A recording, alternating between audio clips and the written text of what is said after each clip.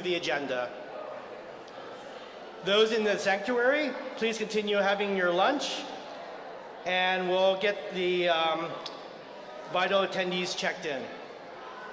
If you are a voting member, please check in the table at the back to get your voting card. All right.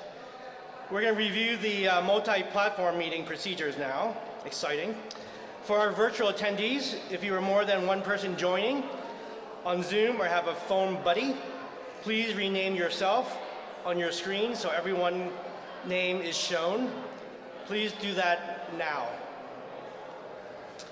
If you are a voting member. If you already did this, thank you. Okay. Hey, beloveds. I love that you're all getting food, and I love that you're all chit-chatting. We have our esteemed friend here, Wah, who is an excellent leader. Please try to quiet down so that we can hear everything he's saying, and let's show him our love. You heard the principal.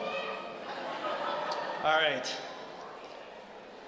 Okay, we are waiting on the last people to join us, and this will help finalize the quorum numbers. So exciting. Here are the instructions for the Zoom polling. We know that some of you have two people at the screen or a phone buddy, so we devised the polling questions to accommodate that. If you are the only person attending this meeting on your screen, you are person one. It will answer the question under person one as yes, no, or abstain. You will also answer the same question under person two if no second person is present. If you have two people voting, then the second person will answer under person two as yes, no, or abstain. If you're a phone buddy and have someone on the phone who's eligible voting member, you will also vote for them as instructed in person two. So it's nice to be in here in person because it's very complicated otherwise. Okay, for this time forward, please use your chat for questions directly related to the meeting. Please do not use it to greet fellow congregants. Now I'm going to ask Reverend Susan to let us know when we have quorum and what the quorum numbers are today.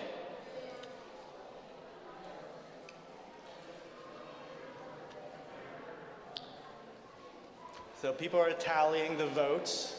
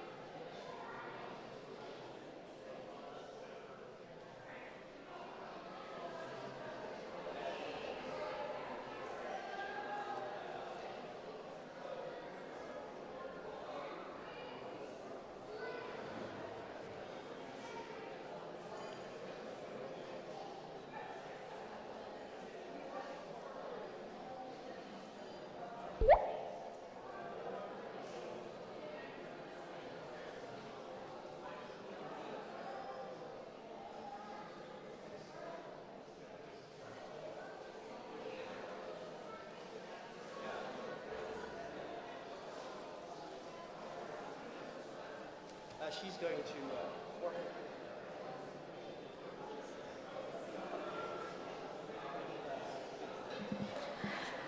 Good morning, everybody.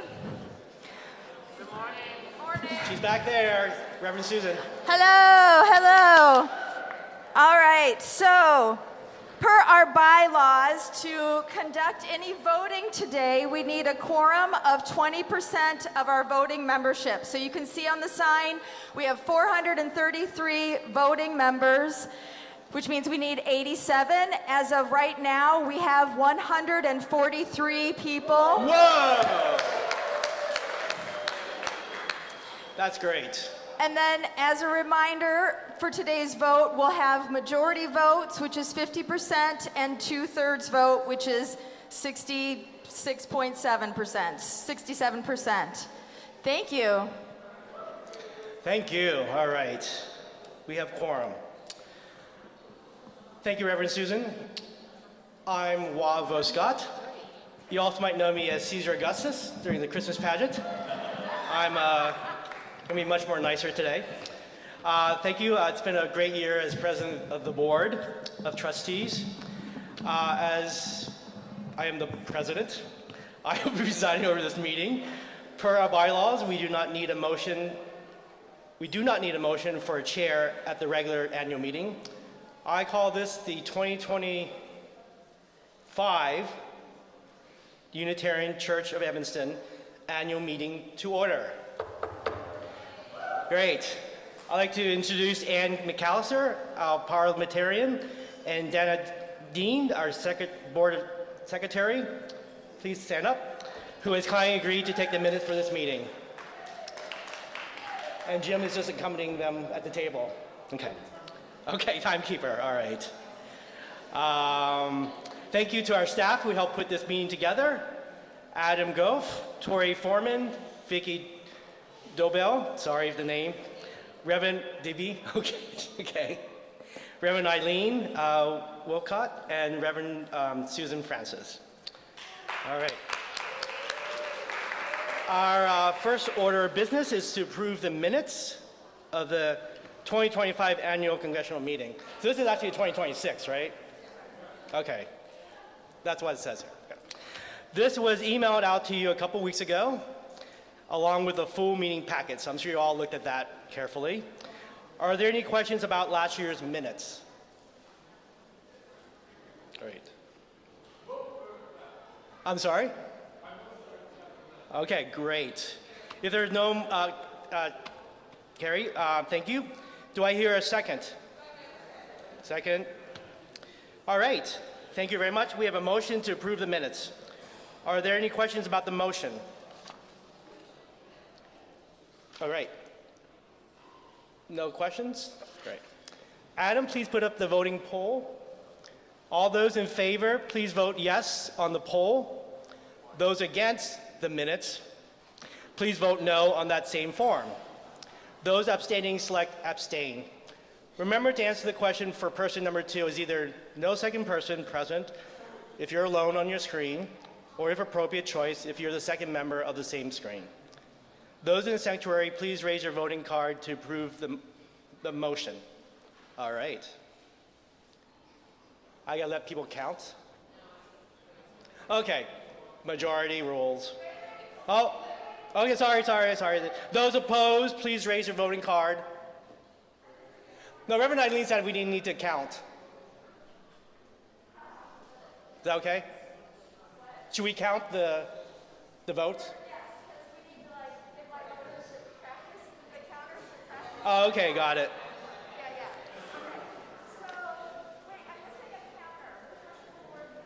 Raise your hand, raise your voting card if you approve the motion to approve the minutes.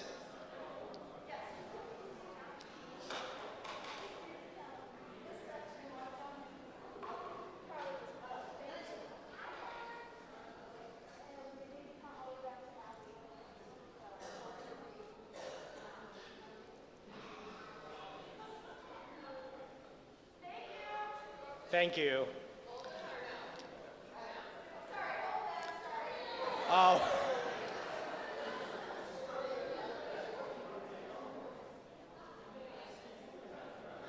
This is the easy one, okay? It gets harder.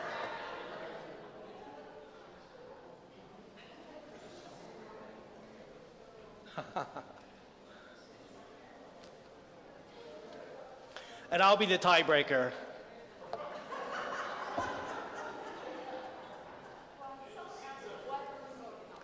We are voting on the minutes from last annual meeting, 2025. Sorry what that wasn't clear.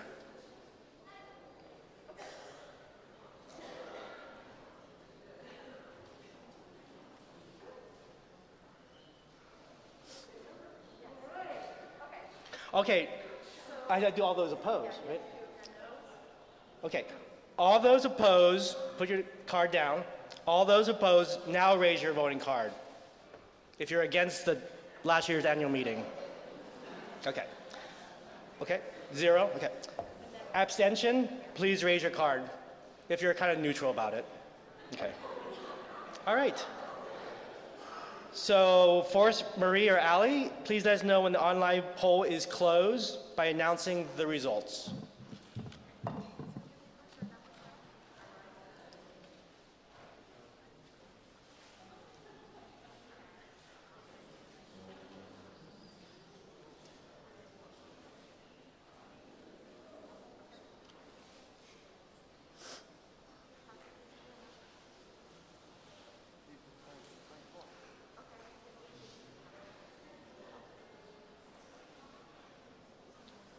Show 10.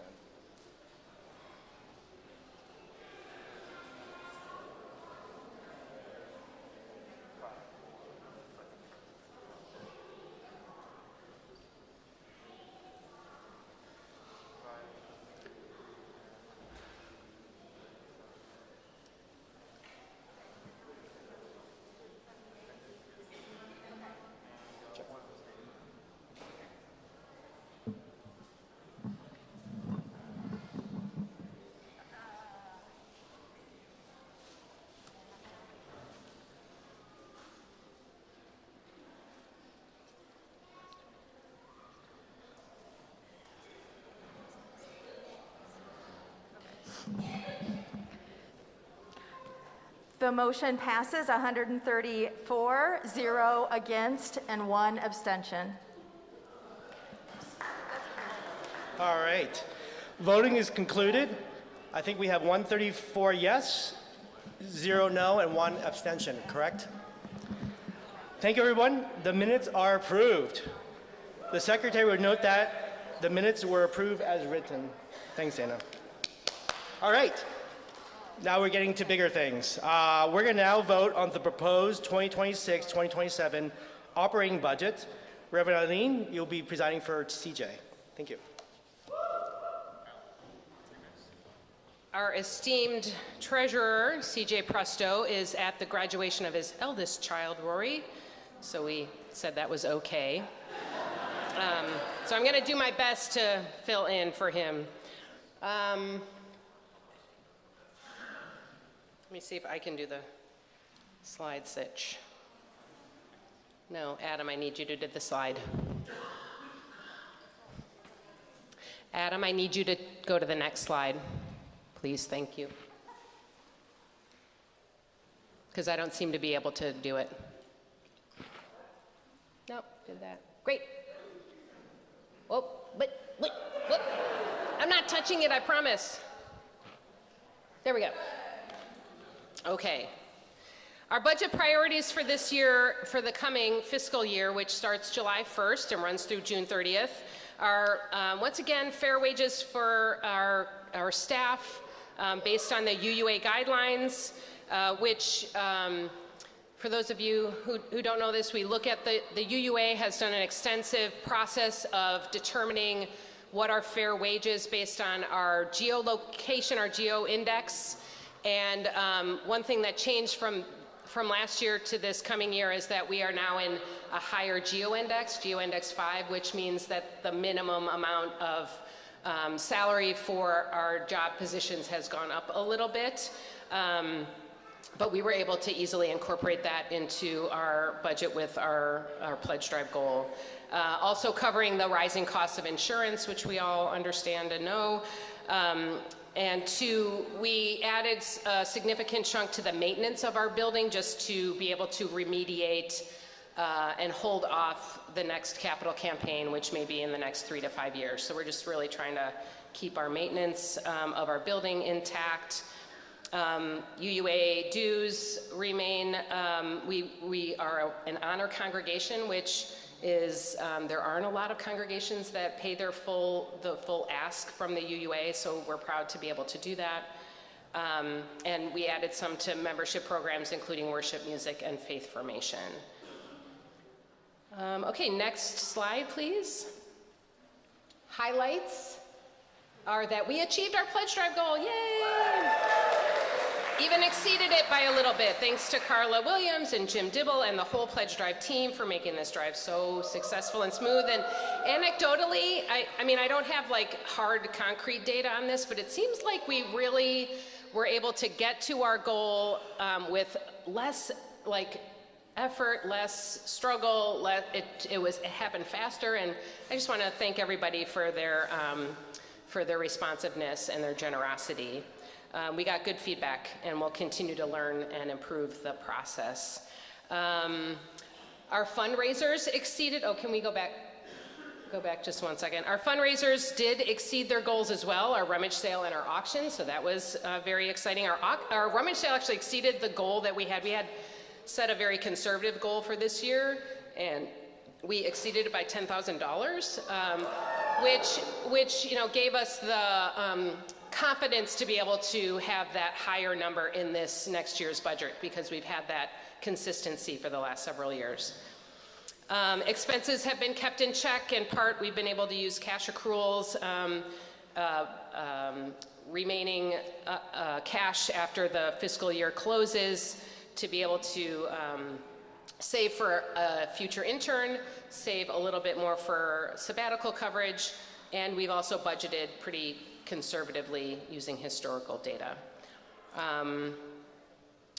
Let's see, CJ's done also, one thing I want to point out is that CJ has done some budget stress tests to determine what kind of position we might be in if we face a financial setback in the future, which is a very uncertain climate. We are in a very strong and healthy fiscal position right now. So he did some levels of stress scenarios similar to what we faced in 2007 and 2008. And we're happy to report that we do have a strong enough capital position to be able to still withstand quite a bit of income loss if that comes to pass, and still be resilient and be able to endure that. So that's good news. Okay, next slide. We tried to make it as big as we could make it. Adam, if you can, yeah, there we go. I know it's really hard to see, but basically the thing to notice is that our total income from last year to this coming year is going up about 7%. And our total expense is also just below 7%. So we're keeping it balanced. That's what to know about that. Any questions? Let me just open it up for that. Seriously? No? Everyone's good? Everybody feels confident? Okay. It's good. We have we're lucky. We're very fortunate and blessed to have a lot of resources and generosity that often comes from people who have passed on and left us gifts. That's always just so lovely and helpful, and just your generosity throughout the year. Jenny Walsh has a question. Yay. I need you to come up here though so that we can all hear it. Sorry. That's fine. You can ask. With our growing congregation, was there any discussion about increasing ministerial support? Great question. With our growing congregational membership, is there any talk about increasing ministerial support? We are always looking at, so first of all, yes, our congregation is growing. And I also want to give credit to the fact that, backing up to the pledge drive, a lot of the reason why we got so far and so fast with our pledge drive goal is that so many new members gave and gave generously. And I'm just super grateful for that. And yes, we are always looking at staffing and staffing structure that best serves the programs and the ways that we run our church, which is always an evolving thing. But not necessarily another minister, because the size of church or the size of the congregation that we are, is really pretty typical to have two. It's kind of a luxury. Some congregations this size do not have two ministers, full-time ministers, so we're fortunate in that way. So it's looking at other staffing structures that will better support us. Yeah. Yes, Karen. How hold on, Dino. How much money compared to? Yes, right up there. So our operating expenses for last year is $834,579, and this year is $892,680. We're changing this year. Yeah. Good question, Dean. I just want to congratulate the ISC on investing in buildings and grounds. Going up is something that I haven't seen in a long time. Great. Yes. So the Integrated Stewardship Council, thank you, Karen, for that, noticing that. Yes, we're putting a little bit more into deferred maintenance to make sure we're taking care of that and putting it in our operating budget. Anybody else? Okay. Now I think we vote on whether to approve the budget. Thank you very much, Reverend Eileen. All right. Are there any further questions? Okay. So being no further questions, I'll entertain a motion on approving the budget. So we do have a question in the chat, sorry. but we could make the motion first. Okay. A motion? Karen? Second? Okay. Is that your name? Okay. Lynn Kendall for the second. All right. Thank And you. our We have a motion question to... is, Is there any money for a new ministerial intern? Great. Yeah, there is money in the budget. There is money in the budget for a ministerial intern, not this coming year, we don't have quite enough, but the following year. So we're banking money for that. And we're adding a little bit more based on the surplus that we're expecting to have for this year. Great. Any other questions? Oh, great. Thank you. So we have a motion to approve the 2025-2026 fiscal year operating budget. I'm just reading, sorry. 2026-2027 fiscal year operating budget. Thank you. Great. Adam, please put up the voting poll. Again, if you're on Zoom and have questions about the voting process during the rest of the meeting, please put your questions in the chat, and we'll assist you. Those in the sanctuary, please raise your voting card to approve the motion. This is for the 2026-2027 fiscal year operating budget.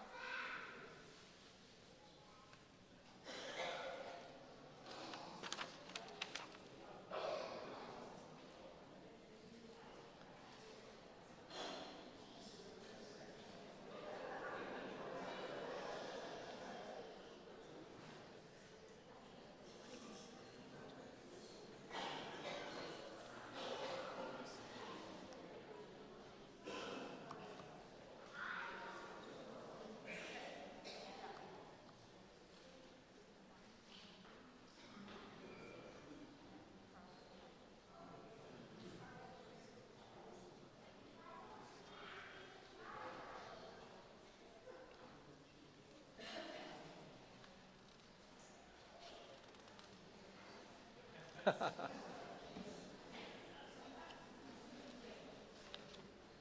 don't know. Are we still counting? Yes. We're still counting, so thank you.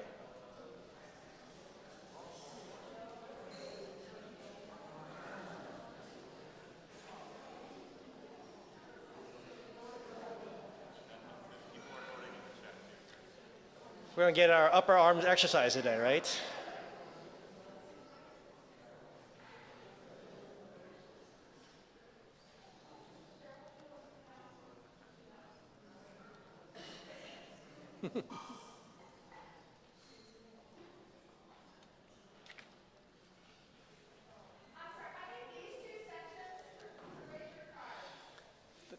These two sections here, please raise your card. Thank you.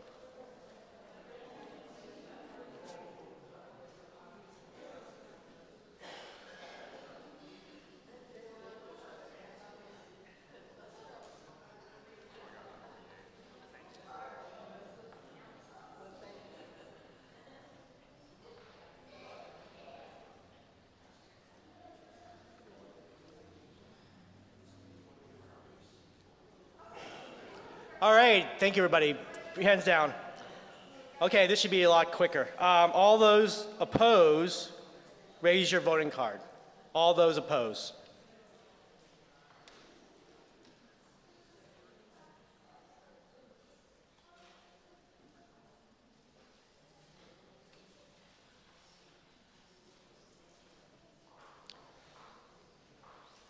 Do we have that count?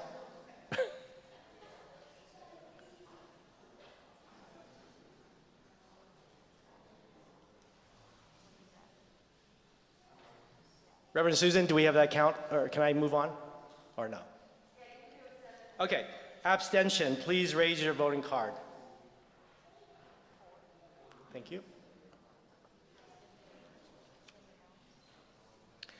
All right.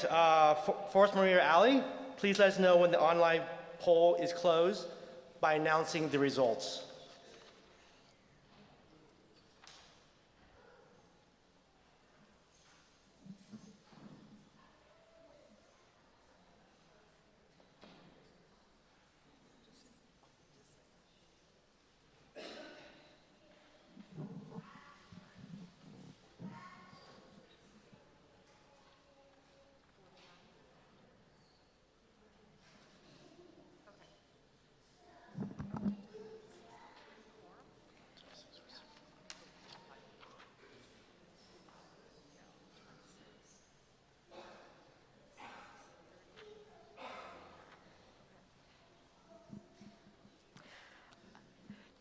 The motion passes 153 in favor, 0 noes, and 1 abstention.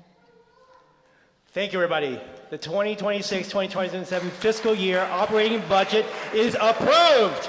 All right. All right, now comes the fun part. Now, the really good part. Vote on the bylaw changes. All right.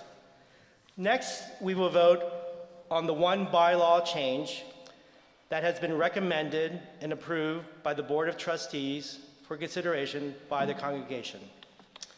The bylaw change is to change our community's name from the Unitarian Church of Evanston to the Unitarian Universalist Congregation of Evanston. A name change has been discussed in previous years, as discussed during the sermon. This name change recommendation developed from the big question conversations led by the Board of Trustees last year, which led to a board subcommittee that hosted several town hall meetings specifically about this name change this year. From these town hall conversations and the survey that was sent out to all members, the board decided there was enough consensus to move forward with a vote. This bylaw change must be approved by 2/3 of those present and voting in order to pass. We have a discussion after a motion is made. Again, we'll have discussions, but if there are no further questions, I'll entertain a motion.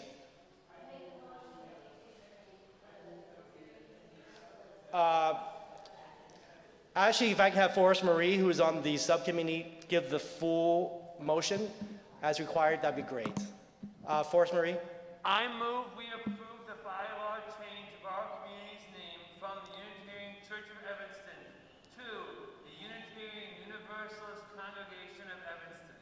Specifically, I move that Article 1 of our bylaws be changed to read, the name of this religious organization shall be the Unitarian Universalist Congregation of Evanston.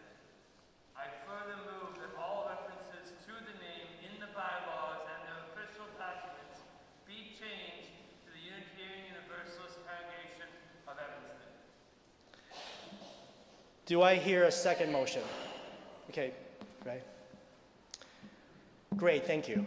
Sorry, we had to have that full bylaw read. Great, I'd like to move to open the floor for comments or discussion.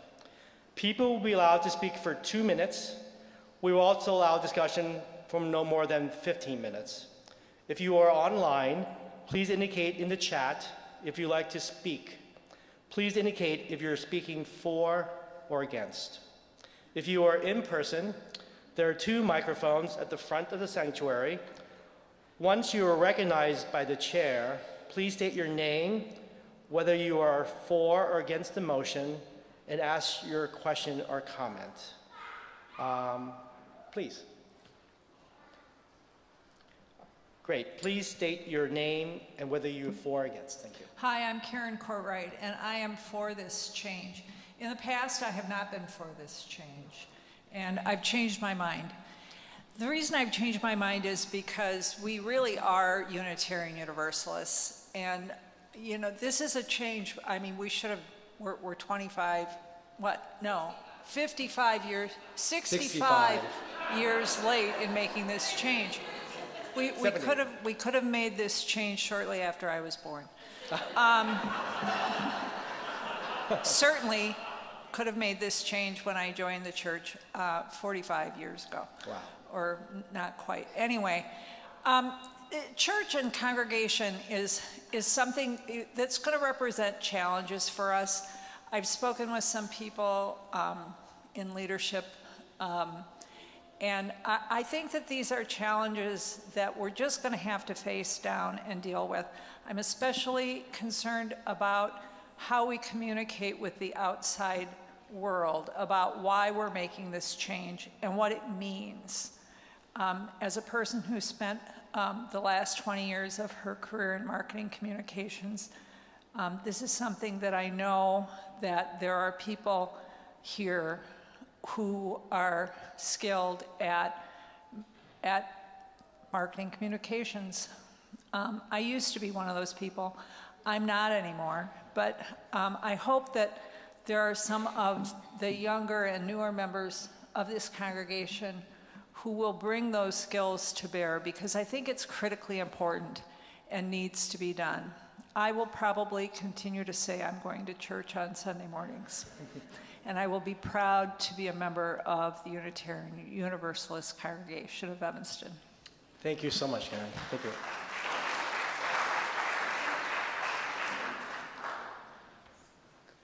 Great. Please state your name and whether you're for or against. Will Van Dyke, and I'm against the name change. I'm going to be voting against it, and I really appreciate wanting to acknowledge our Universalist heritage. But I think it could be done very simply by, on our website, saying a Unitarian Universalist congregation. If you go look at Unity Temple's website, underneath their name, it says a Unitarian Universalist congregation. And they didn't have to change their name. And our website doesn't do this, and we could save ourselves a lot of trouble by just doing that, and it would acknowledge the fact that we are a Unitarian Universalist congregation. As to church, the people, and just kick me off if I go over long. As to church, the people in the building are the congregation, and this building is a church. I don't care how, it's a church. It's not a temple, it's not a synagogue, and many of the other Unitarian congregations in our area, they all refer to themselves, they're Unitarian Church. And some people have said the word church discourages people from coming to this congregation, but I have been coming here for over 50 years, and we have never been healthier, with many new members joining our church, and having church in our name doesn't seem to have been discouraging. And even if we change our name, our building will still be a church, I believe. And for those reasons, I am voting against the name change. Thank you, Will. Yeah. Gene, go ahead. Okay. Please state your name and whether you're for or against. I'm Jean Durkin, and I'm for the name change. I'm up here basically to say I keep hearing my late wife Paula Wolowitz, and Paula is saying it doesn't really matter what we call ourselves, just make sure that there's a teeny tiny rainbow flag in the sign, and we got to make sure that we keep on the Black Lives Matter sign, so that we've got the largest Black Lives Matter sign in the world. Yeah. Thank you, Gene.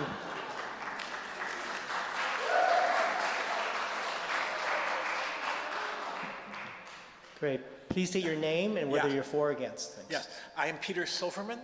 I am for this name change. And a few things. One is I'm a relatively new member here, and am actually very comfortable with the term church. That is, and we'll always say, if I'm going where I'm going to church. I'm also a member of the Jewish Reconstructionist congregation, and actually several other religious enterprises or impulses. And in fact, also I hold 4 names. And one of the questions is, what is a name and what does it do for a person or for an institution?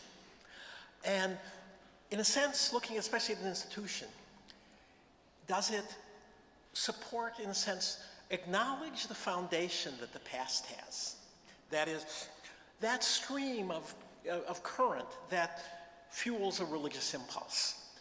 Does it honor what's trying to be done now, and does it hold the quality of what is envisioned for the future? Which any religious, any spiritual impulse will have all 3 of those. Unquestionably, to be honest, this is a Unitarian and Universalist institution. Because of history, because of what it's doing now. The form of this thing, this building, whatever happens here, for me is a church. And I know this is someone who goes to a synagogue, etc. And that is a very good thing. However, I also have noticed that people, in a sense, church is kind of a loaded word. That there are people who are uncomfortable with it. They may say, the building's a church, but the institution is something else. In terms of kind of supporting, of acknowledging this history, which is definitely churchly. There's no way around it. Theologians from Harvard, etc. Even John Calvin in there.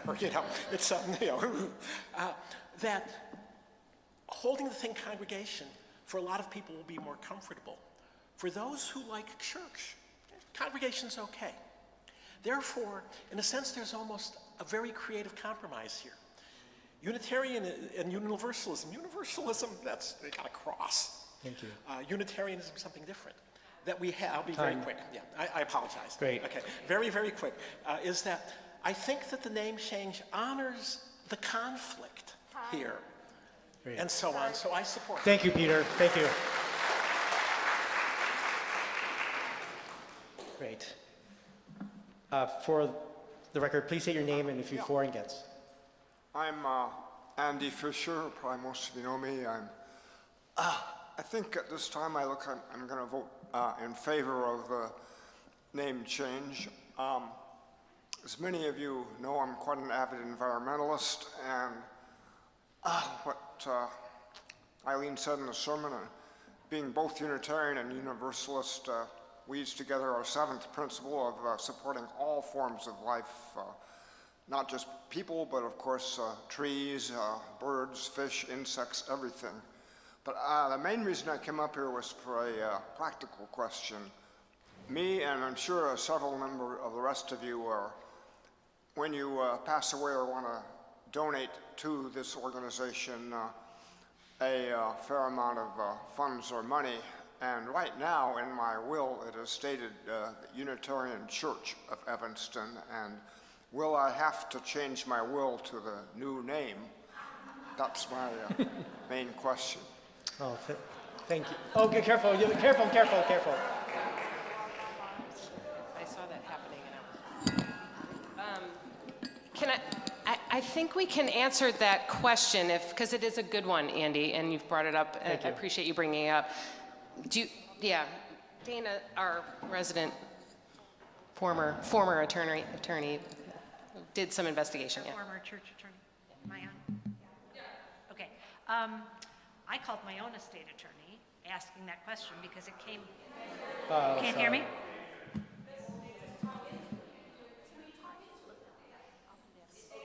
Whatever.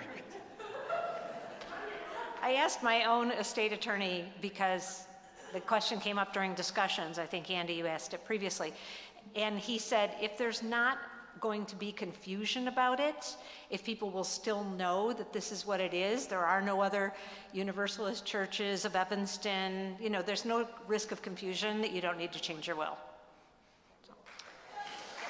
Thank you, Dana. Thank you. Good question. Thank you, everybody. Please state your name and whether you're for or against. Hi, I'm Tony Ray, and I am definitely for the name change.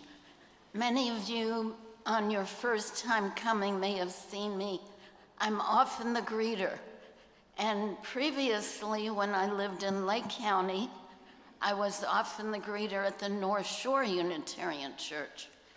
And church is a loaded word, maybe more to my generation, but I'm not sure. It implies Christianity, and you could be Christians and come here, but this is not a Christian institution. This is really a congregation of people. If I had my choice, I'd call it community, but congregation is good. So I'm definitely for this, and I encourage you to be the same. Thank you, Tori. Please state, yeah. We need to acknowledge for the chat. Okay, let's Either do that. before or after Gray. Thank you, Gray. Okay. This from Debbie Schaff.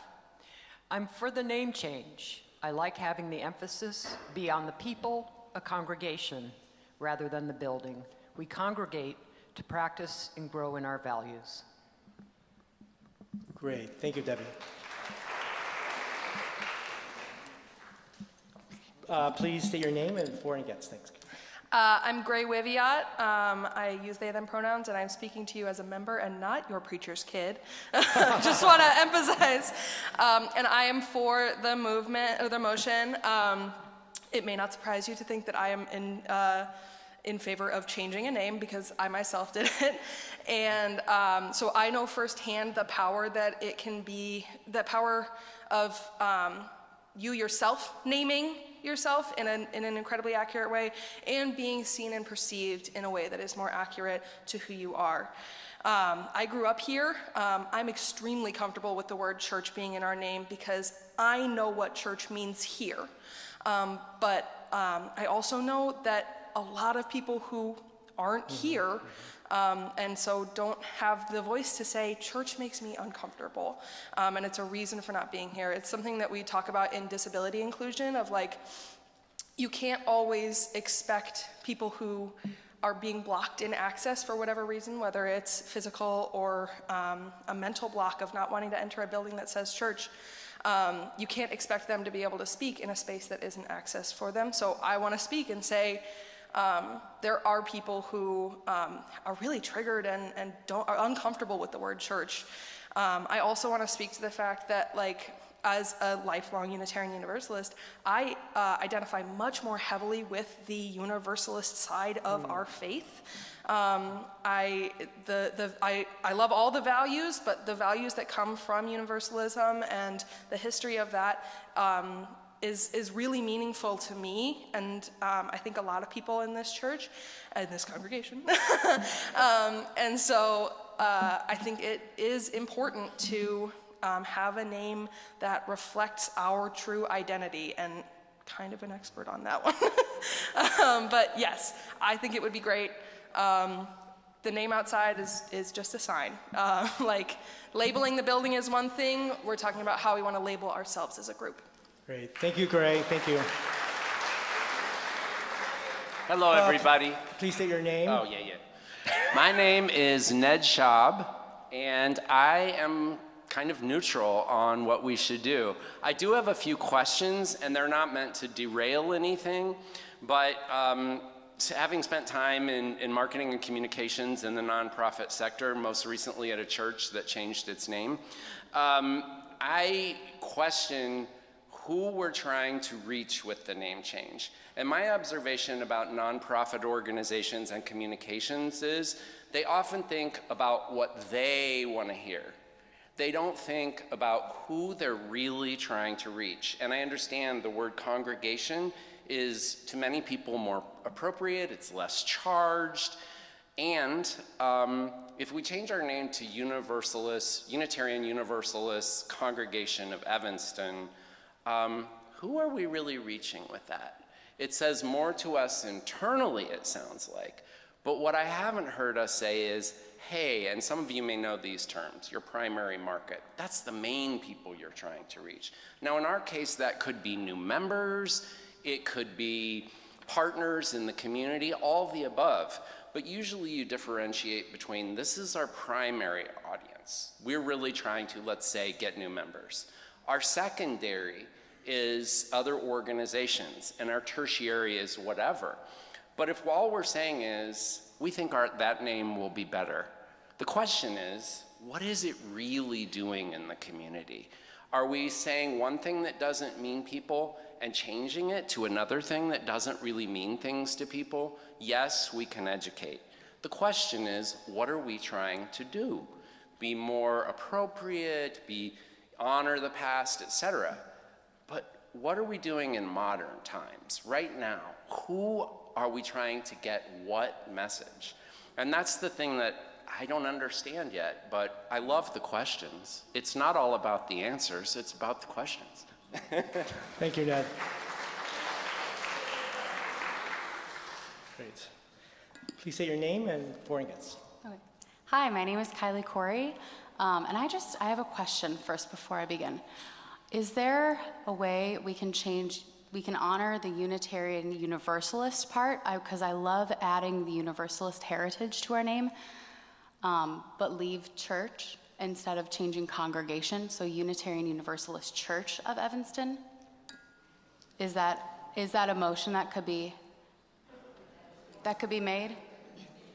That would be a different motion? A different motion, yeah.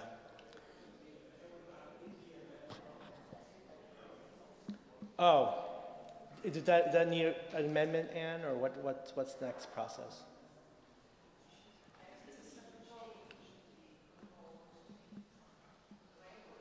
Mm-hmm.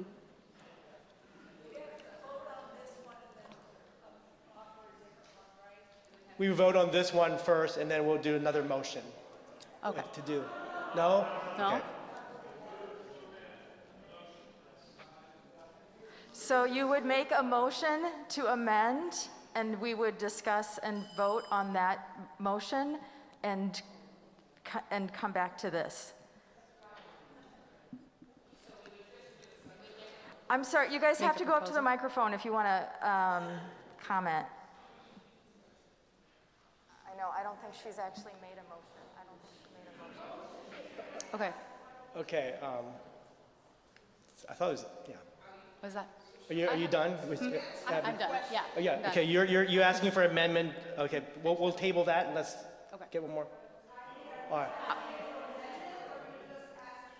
Oh, I was asking for the amendment. I want to ask a question before we do that. My name is Jeanette Gordon, and I'm probably messed up completely on this, but I don't understand why it says the name of this religious organization shall be the Unitarian Universalist Congregation Church. I thought... No, it's crossed out. Oh, I can't see that it's crossed out. Hi, folks. No So the answer to the question is that what's up on the screen shows you what's being added and what's being removed. So the Universalist is underlined because that would be being added, and church has a strike through because that is being removed. So it gives you all of the information on the slide. Okay, so let's go back to Kylie. Kylie, were you making a motion? Or were you simply asking what the process would be? Okay, so if you go back to the mic, please. I'm sorry. All right, so you need to make a motion to what you would like it to, a motion for an amendment for what you would like. Okay. I'm making a motion for an amendment to change the name from Unitarian Universalist. Do I say Unitarian Universalist Congregation of Evanston? Or do I say our current name? Okay. I'm making a motion to change our name from the Unitarian Church of Evanston to the Unitarian Universalist Church of Evanston. And we need a second. Do I get a second? Okay. Okay, I want to make sure Dana recorded someone as seconding. Okay. I'm sorry, Peter, you need to go back up to the microphone. Is Kylie done? Yes, You're done. thank you. Not to be I have a point of order. Okay, there was a motion on the floor that has been seconded to accept that. The form that is being done is appropriately an amendment to this, to strike out the word congregation and return the word church. And just want that to be clear, because you're starting to get into things that can have legal import. So I'm asking the chair, the motion that has been seconded is to an amendment to the current motion to strike out the word congregation and return the word church. Am I correct? That's correct.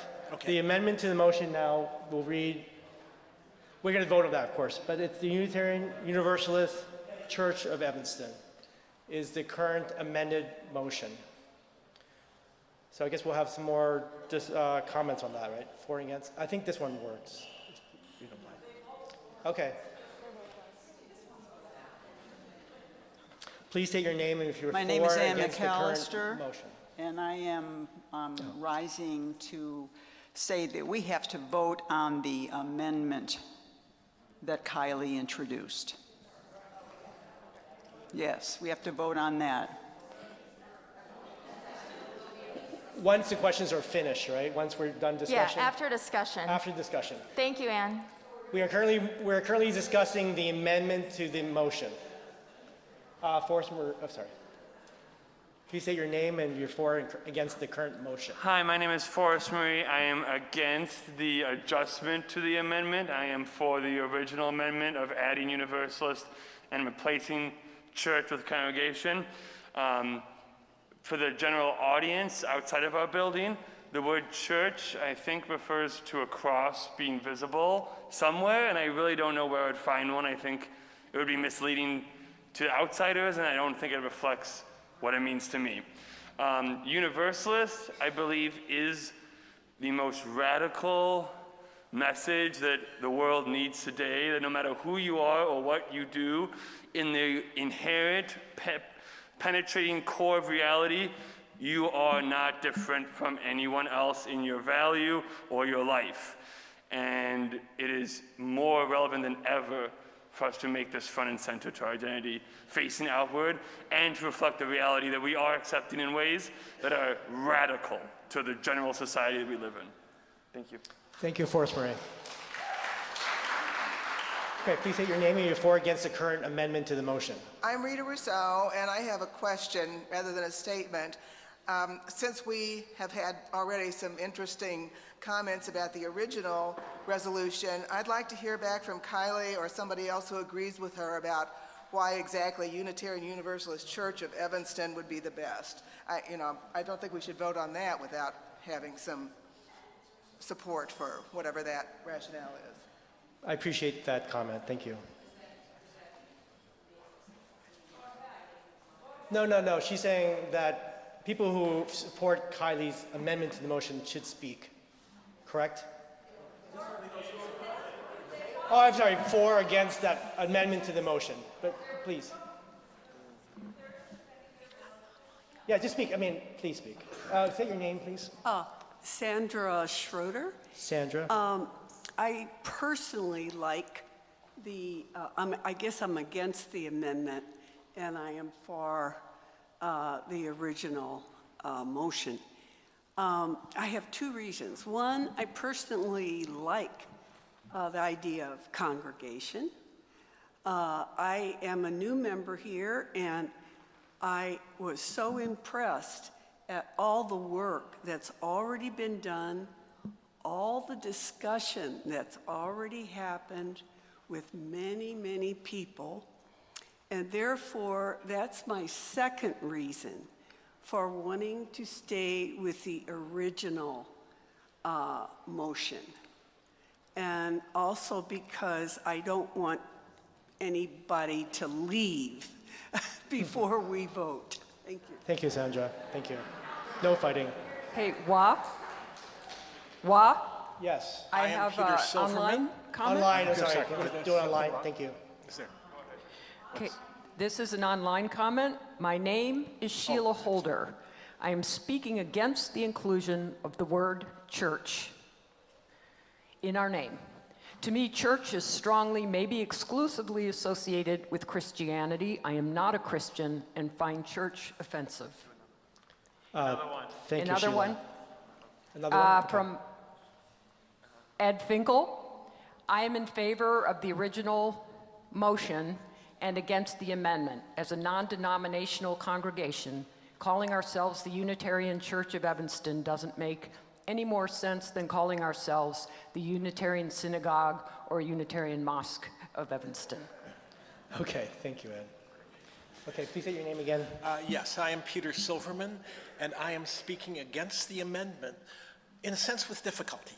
And the reason against it is that there's basically a consensus, and I'm fearful, and a good one, and I'm fearful that if were this amendment to pass, that the overall motion might not pass. And I do want the motion to pass. I am actually comfortable with church, but I'm against the amendment. I also have a question of order in that in an amendment to a bylaws change, does the amendment have to pass by 3/4 or 2/3, or does it have to pass by a majority? A rather important issue, and that needs to be clarified by the chair. Parliamentarian. Thank you. Thank you. Appreciate the question. Go ahead, Michael. My name is Michael Dren, and I'm speaking for the amendment. We're part of a larger struggle in this country for the very soul of America. And for me personally, that takes place within language, not through ever finer delineations, designations, or partitions into ever greater multisyllabic collections of utterances. It happens by saying we're a church and it means this. And if they don't like it, well, they know where they can take it.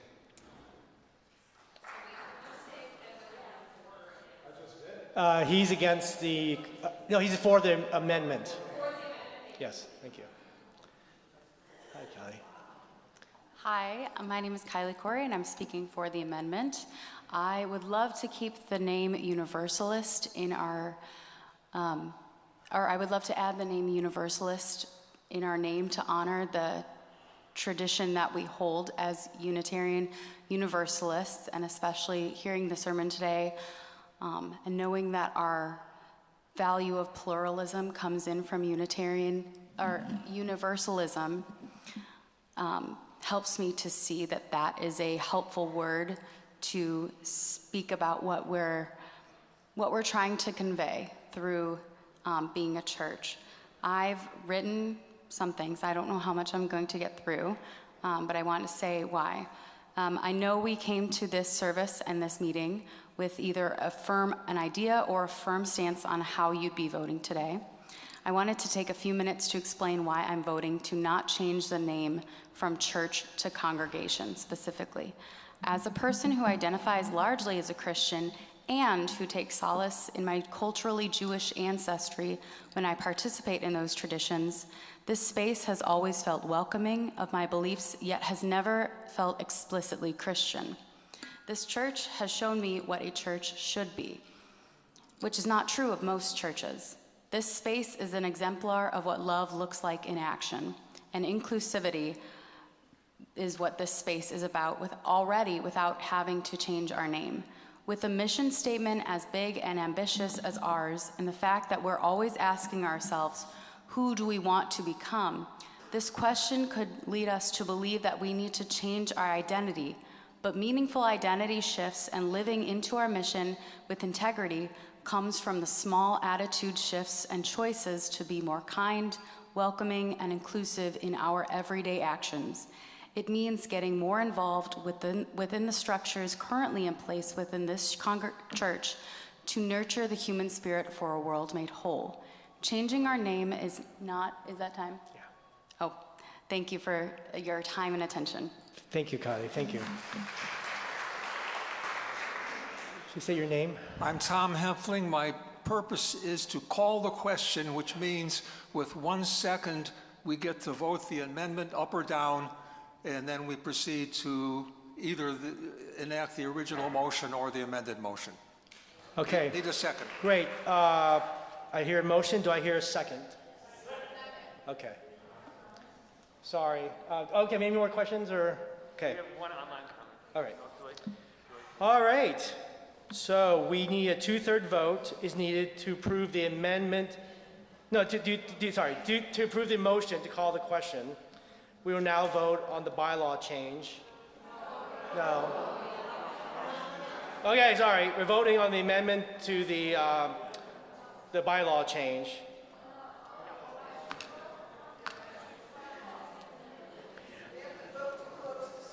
Okay, sorry. Vote to close discussion.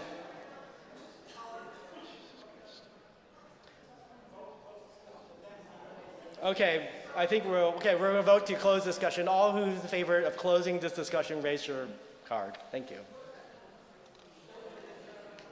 This is a closed discussion. That just requires a majority, and we clearly have a majority. Okay, we got it.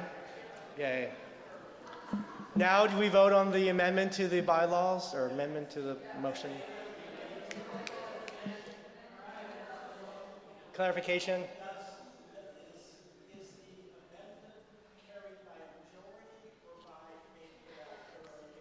The amendment, because it will be to the bylaws, still has a 2/3 requirement.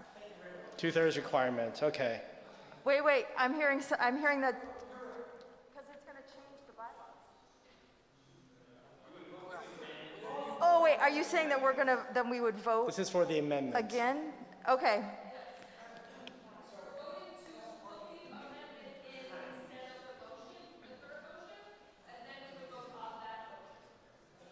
Okay. I'm sorry, and I'm overstepping. I apologize.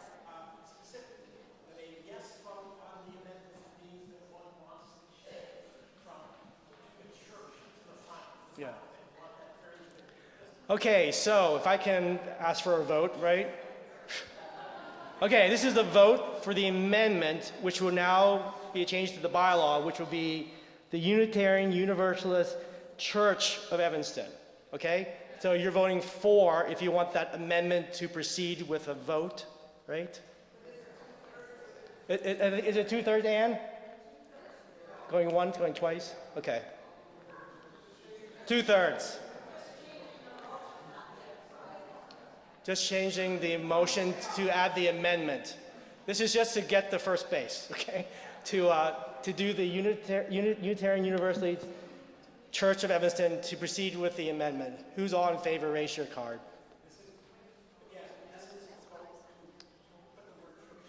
To put the word church in, yes. Unitarian Universalist Church of Evanston. Or you want to take a vote?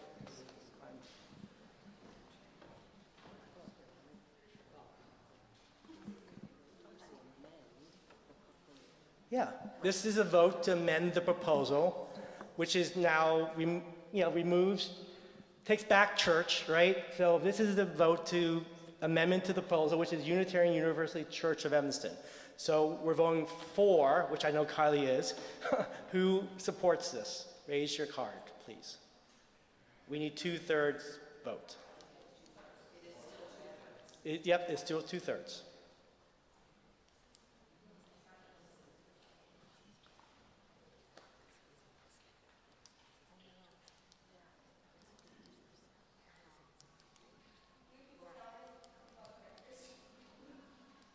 Are my counters counting? Okay. And Adam has put a poll up for the amendment. He made one to go up. Okay, let me know when you have counted this vote. And I guess the online poll too. Yep.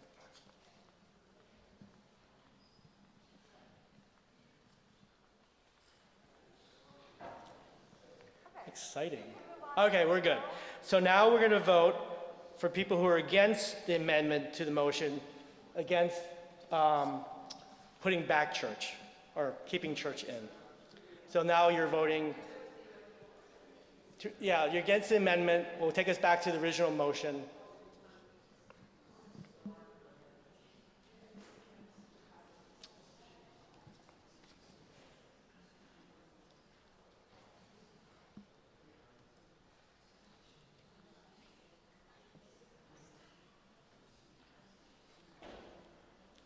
This is not scripted, so thanks.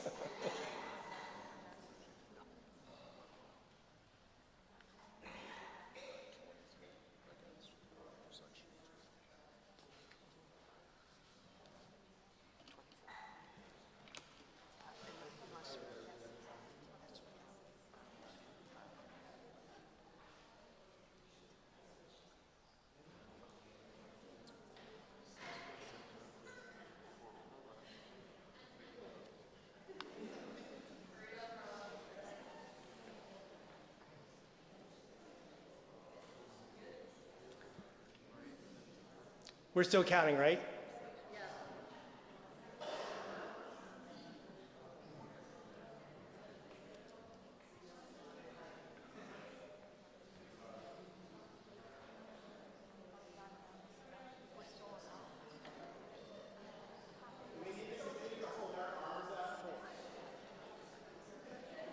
We're still voting? Okay, you're done. Okay, one more. Abstention, please raise your card.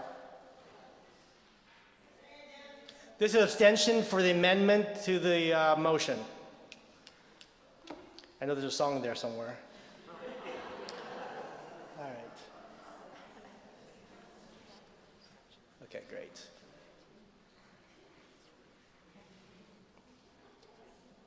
Okay.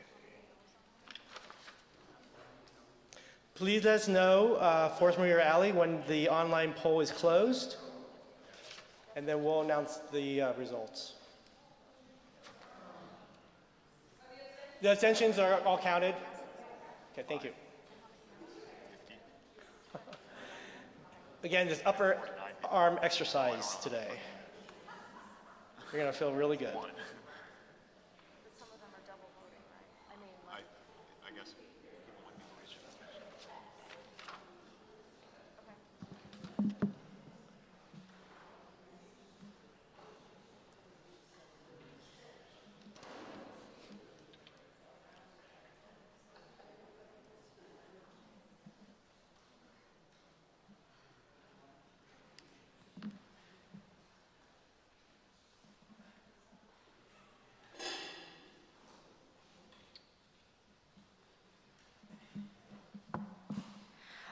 Okay, we have 162 quorum right now, which means for a 2/3 vote, it would need to be 108 votes. And for the amendment, we had in favor 22, opposed 129, and abstentions 9. Okay. So it did not meet the 2/3 votes, so the amendment has not passed. So do we go vote for the original motion? Oh, okay, I need a motion. Okay. Okay, there's a call to the question. Do I hear a second? Second, great. So now, do we move to the motion? All right. We vote, yeah, yes. All right. Now we're voting to do okay, do I hear another motion to call the question? That's what I did. I got second. I'll have to vote on that. This is why Congress doesn't work, right? God. All right. All right. All in favor of calling the question so we can move forward, please raise your hand. Okay, simple majority, right? I got it. Yes. All right. I love it. Hey, I'm paid by the hour. Keep going. I can be here till 4 o'clock. All right, here we go. Drum roll. So we are now voting on the bylaw change, which is to name this Unitarian Universalist Congregation of Evanston, correct? All right. All in favor, please raise your hand. Whoa, let's go.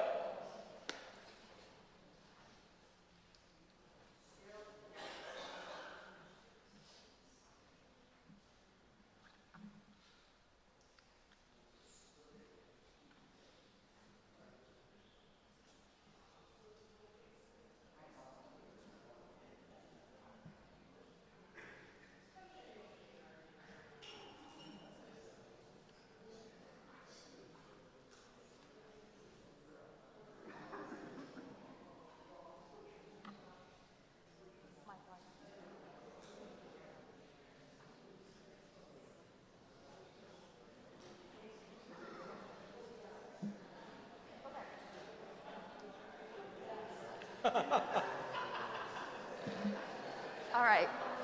People in the room can put your hands down.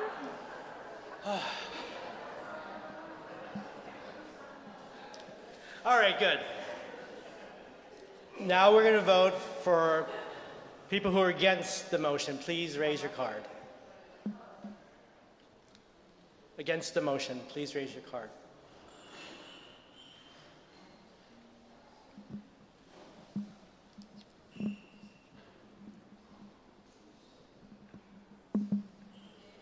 Keep those cards up. Thank you.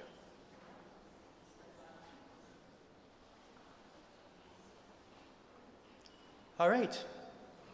Now, for those who abstain on this motion, please raise your card. Thank you. Abstention.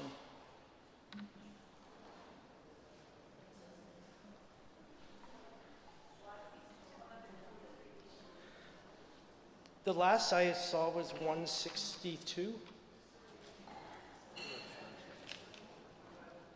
All right. Did we get the vote for the abstention?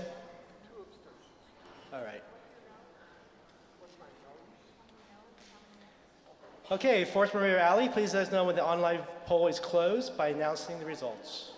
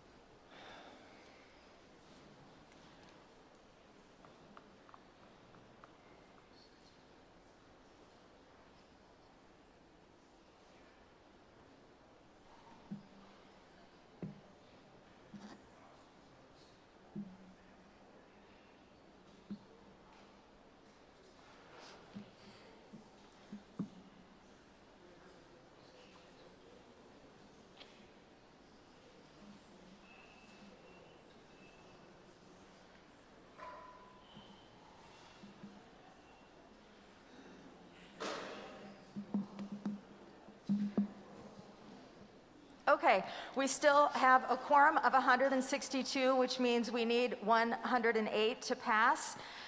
In favor was 137, opposed was 11, and abstained was 5. All right, thank you, everybody. The changes to the bylaws have been approved. Thanks for everyone who participated. And honestly, I thought it was a beautiful dialogue, very loving, very understanding, and I'm glad people's voices were heard. Thank you, everybody. Wah, wah. Okay, now, now we're going to move on to the exciting new board of trustee elections. Just to remember, we still need a quorum of 87 people to vote on Okay, our yeah, 87, elected so officials. we need you to stay if you can, please.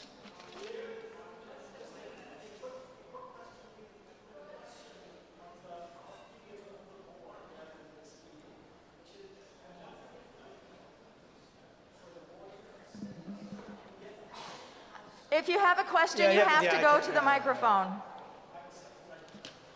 Question, really to be for the Board of Trustees. Would it be prudent to get opinion of legal counsel to state the statement that was made informally here that there is no issue with the name change? I'm sure there is. What? Say again, what? People should ask their own attorneys. I'm sorry, it's so hard to understand you. Yeah, what I'm saying is leisurely, it's not an urgent issue, that it might be prudent of the Board of Trustees to get an opinion from legal counsel stating what was stated here, that it makes no difference. That, to reassure people who might be worried, just simply saying that it's not appropriate. Yes, so can I just,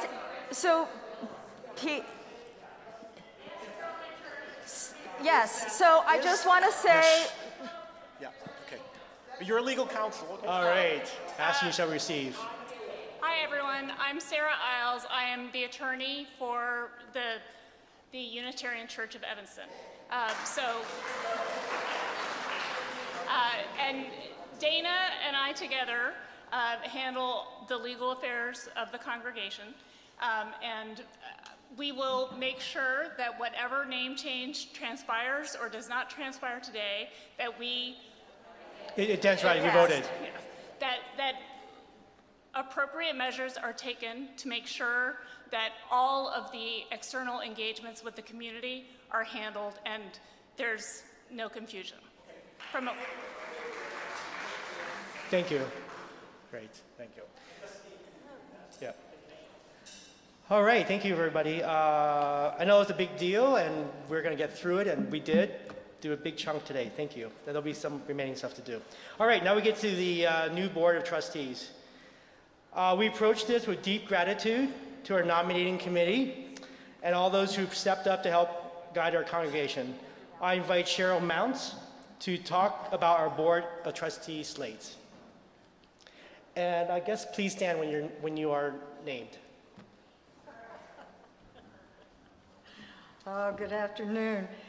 I'm Cheryl Mounts, and I'm with the nominating committee here. And before we move into voting, I want to explain why you will be voting for 4 individuals for the Board of Trustees this year as opposed to 2. First, we will consider the candidates for the Board of Trustees, and we'll be voting for the board under a provision that exists currently in our bylaws that allows us to have a 10th trustee under certain circumstances. Article 5, Section 1B of our bylaws helps us maintain consistency on the board by allowing us to elect the trustee who is currently serving as president of the board for 1 more year when that trustee's regular term expires the same year that they are serving as president. During the additional year, there will be 10 voting trustees instead of our regular 9 trustees. This means that since the term of our current president, Wava Scott, ends on June the 30th of this year, we're able to vote to have Wa remain on the board as a voting trustee for 1 more year. Are there any questions about this particular issue? Why are we doing it in this particular year? This was a decision that Wa and the board discussed and made together, and the decision about consistency, the things that were going on with the board, the work that's being done, that they might need that kind of historical perspective. So Wa agreed and chose to stay on. so just for our Zoom friends, if you have a question, you need to go to the mic, or the person speaking needs to repeat the question. Thank you. Right, okay. So the question was, why this particular year were we using this bylaws amendment? Okay. Any other questions? All right, good. All right, so we're going to proceed with the vote for the Board of Trustees. And since Was one of the candidates, I'm going to proceed over the vote and then hand things over back to him once this has been settled. I'm going to ask that the candidates that are running for the board stand, if you will, please. Kevin Barrow. Kevin is at the back. Okay. Kurt Evans. Kurt's right up here. Okay. Carol Emery. Carol. And then Wah. Oh, I thought you ran away. Okay, good. That's good. Are there any questions about these four candidates? Hearing none, I will entertain a motion to approve the Board of Trustees. We got that? Okay, good. Very good. All right. So they've moved to accept the slate, and it has now been seconded. Thank you. So we have a motion before us to approve the Board of Trustees. Are there any questions about this motion?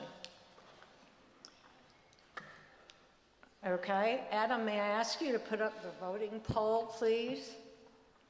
For those in the sanctuary, I'm going to please ask you to raise your voting card to vote to approve the motion.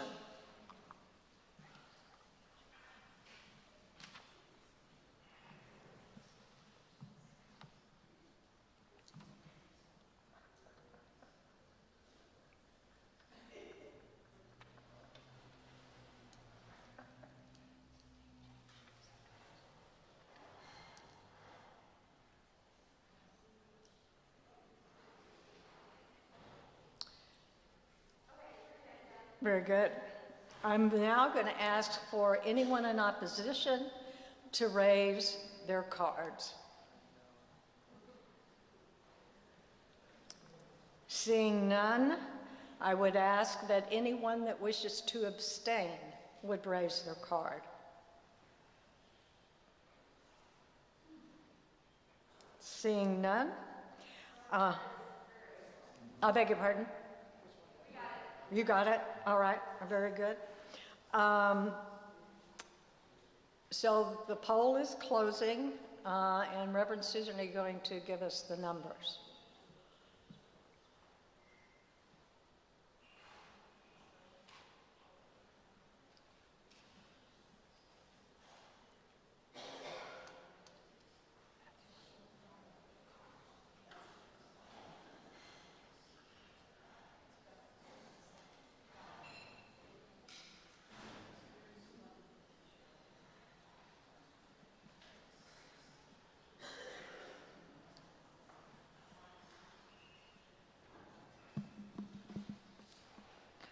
All right, we're down to a quorum of 146, but we had 126 in favor, nobody against, and 1 abstention. So it passes. Thank you.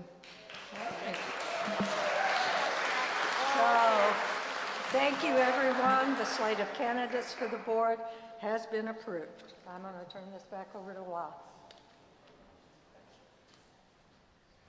All right, such a nail biter. Thank you. So we're going to do the new endowment trustees next. So here are the candidates. Jean Curl for a 3-year term and Lisa Solomon for a 3-year term. Yay. Oh, can you please stand up? Thank you.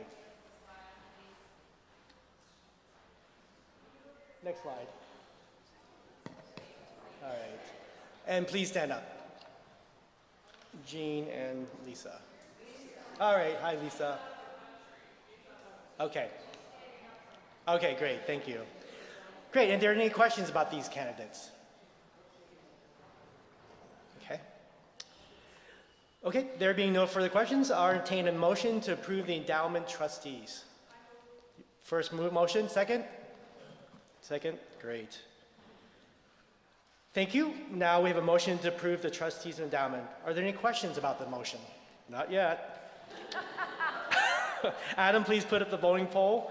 Those in the sanctuaries, please raise your voting card if you approve the motion to vote these people in?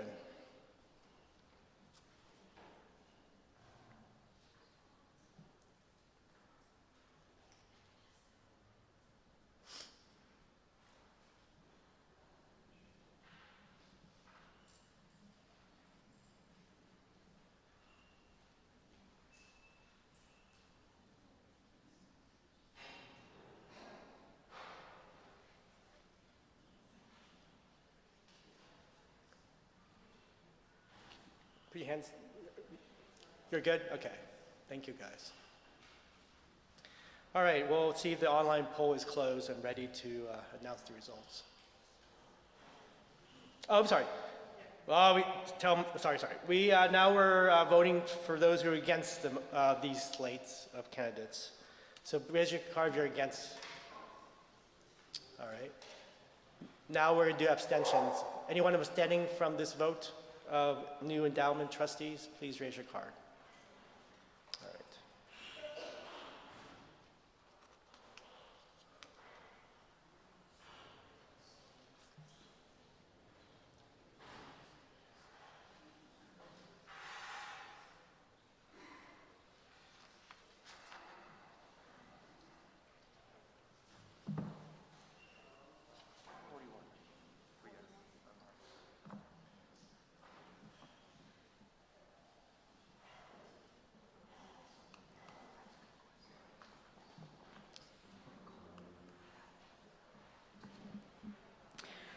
We have 127 in favor, no opposed, and no abstentions. The motion passes. Great, thank you, everybody. The slate of candidates for the endowment fund trustees has been approved. All right, we're getting there. Election of new nominating committee members. The candidates are Rob Geiger for a 2-year term, Erlene Howard for a 2-year term, and Cheryl Mounts for a 2-year term. Next slide, please. All right. Are there any questions about these candidates? And if you're in the sanctuary, please stand up. Erlene and Cheryl. All right. Any questions? So there being no further questions, I'll entertain a motion to approve the members for the nominating committee. Cheryl, second? Second. Great, thank you. Now we have a motion to approve the slate of the nominating committee. Are there any questions about the motion? Okay. Great. Adam, please put up the voting poll. Those in the sanctuary, you got it, right? Raise your voting card if you approve the motion. All right. We're there. We're getting there.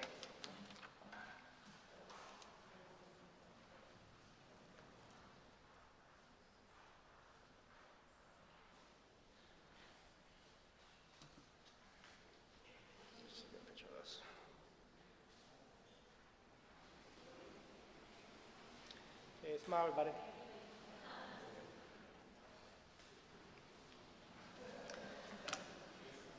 All right, let me know when you're done. Okay.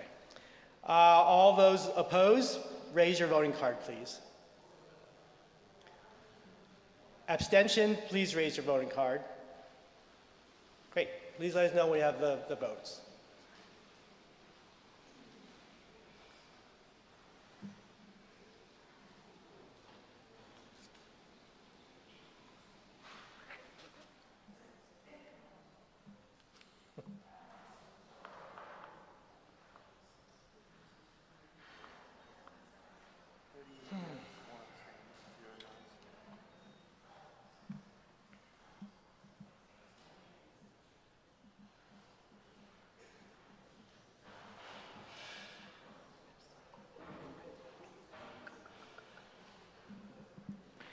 We have 122 in favor, no opposition, and 1 abstention. All right, thank you, everybody. That's the slate of candidates for the nominating committee has been approved. Okay, sorry, that's it for the voting. Now we're gonna have annual reports from staff and lay leaders. I hope you were all able to review those reports, or please review them later. Now I invite Reverend Eileen to remember our deceased beloved ones. A few other things. Thank you. Sorry. No problem. I know this is always the part where like, okay, can we be done already? But I do have a few things to say. One, first of all, I want to just say, way to go, everybody. We did a hard thing. We had a hard conversation, and we held each other with love and care, which I knew we would do. And I just want to say that this is going to be a process, right? It's not like we're all of a sudden have a different name. We're going to have to process this year.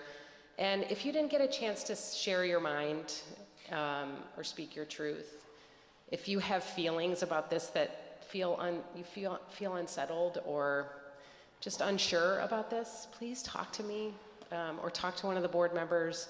But just know that you are a part of this community. You are part of this congregation, and that's what it looks like when we process things in love and in care. That we don't always agree, but we move together with love and with care. So I'm so grateful to all of you for doing that so well.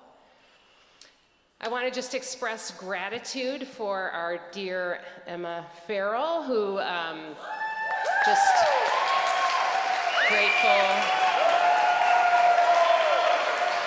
I know there'll be lots of time for the next couple weeks. We'll just be lavishing Emma with love and praise. 100%. Emma's my first intern, and I'm just like so grateful. As I said when Emma started, we're going to be learning together, and I think I've learned more from you than you have from me. But I'm so grateful that you've been with us, and so excited to celebrate your ordination in a couple of weeks.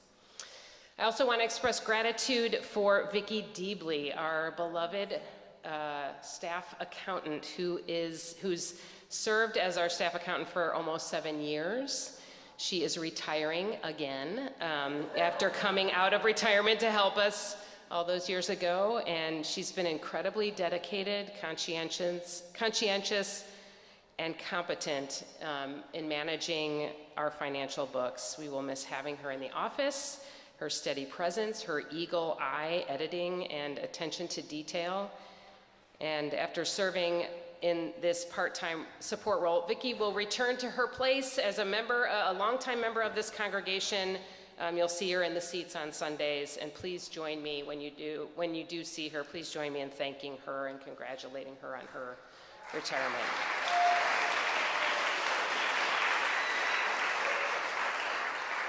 I also want to just make sure I let you know, I think I've said this in a couple different places, but to be clear, I'm going to be on sabbatical for July and August.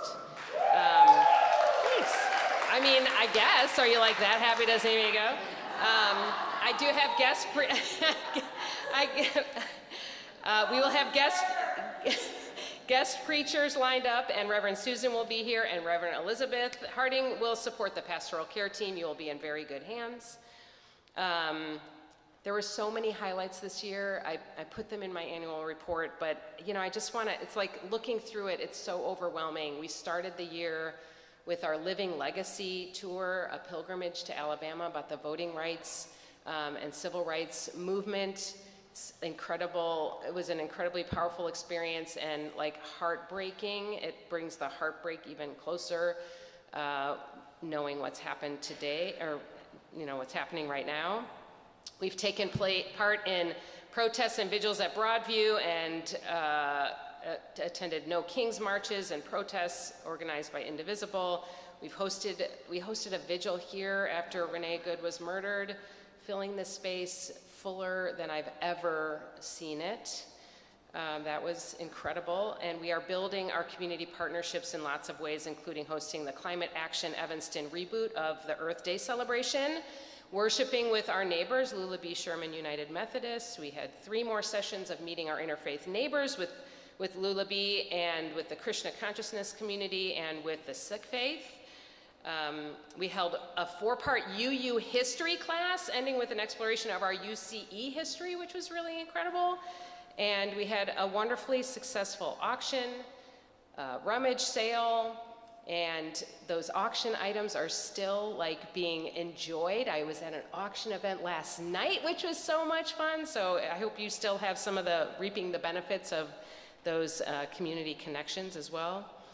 And we held our first annual Hearts and Arts celebration. Who was here? It was so much fun, right? We're gonna keep doing that. Lots of dancing, lots of parties, lots of game nights to come. Camping trip, we rebooted our camping trip last summer. It's coming up again this summer.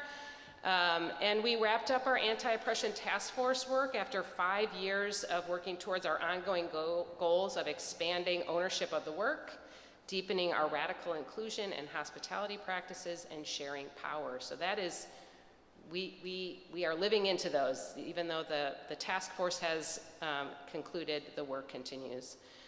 We did a deep dive into the UU Common Read Social Change Now with 4 groups that met over 3 sessions to explore the social change ecosystem that is UCE and its many teams. And highlights for me have been working with our youth and young adults to create an awesome worship service, enjoying young adult game nights, and hosting a parents' night out with Gray.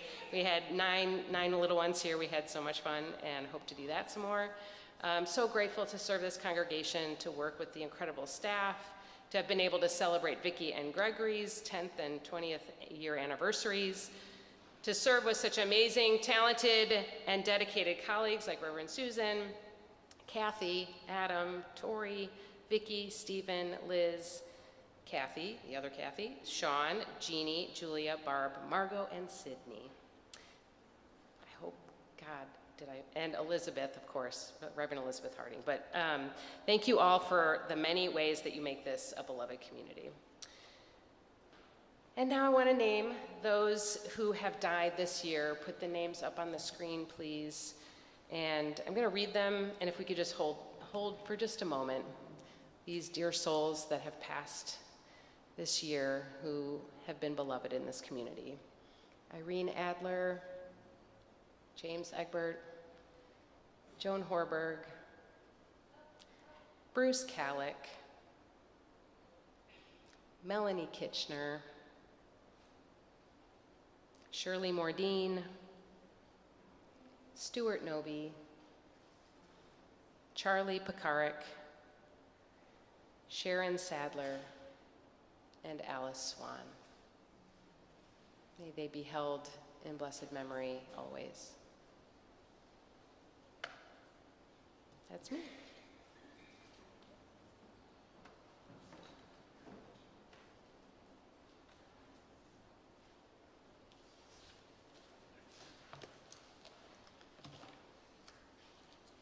Thank you, Reverend Eileen.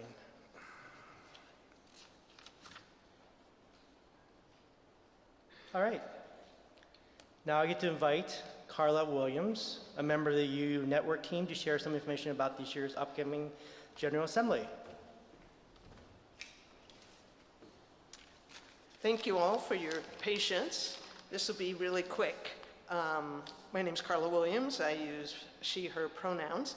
The UU Network team, formerly known as Denominational Affairs, is delighted to introduce our UUCE, although this year they still will be UCE, delegates to the 2026 Unitarian Universalist Association General Assembly, which is held virtually this year, June 14th through the 21st. So our UCE members attending as delegates are Shirley Adams, Kara Beskin, Peggy Bocart, Carol Emery, Sue Larson, Cheryl Mounts, Steve Sarakaku, and myself. And we will represent our congregation during the business portion of the General Assembly. One of the highlights of this year's assembly will be 2 delegate workshops on what they call the Congregational Study Action Issue, which was approved at last year's General Assembly, titled Abolition, Transformation, and Faith Formation. Now, this is totally in our Universalist wheelhouse, okay? I mean, this is what we're all about. Abolition is a holistic approach to systemic social change. It includes, but it's not limited to, the abolition of slavery, replacing systems and cultures of violence, coercion, and control with transformative justice and relational practices, and dismantling the prison industrial complex as we now know it. It requires the transformation of our society and the replacement of theologies of retributive justice and violence.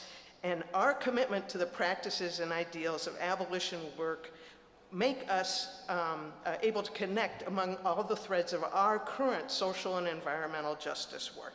This is grounded in our 200 years of Unitarian Universalist history and theology. So what a boon. It fits right in with the whole theme for today. So to help us do this task as a congregation, your UC delegates will participate in workshops during General Assembly on imagining abolition and abolition in practice. And we will bring back to you what we learn and how this faith community can embrace abolition as a spiritual practice. Abolition is seen in Minneapolis and at Broadview, abolition in police and prison settings, and how abolition intersects with our social and environmental justice work. So we look forward to sharing more with you soon.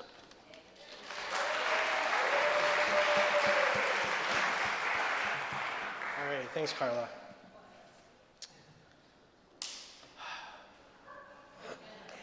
Now we'll move to adjourn. Do I get a motion? All right, second. All right, Adam, please put the poll. And remember, on your way out, to return Okay. the green voting cards to where you Yeah. checked in. Raise your card if you want to get out of here. All those opposed? Abstain? Thank you. The meeting's adjourned.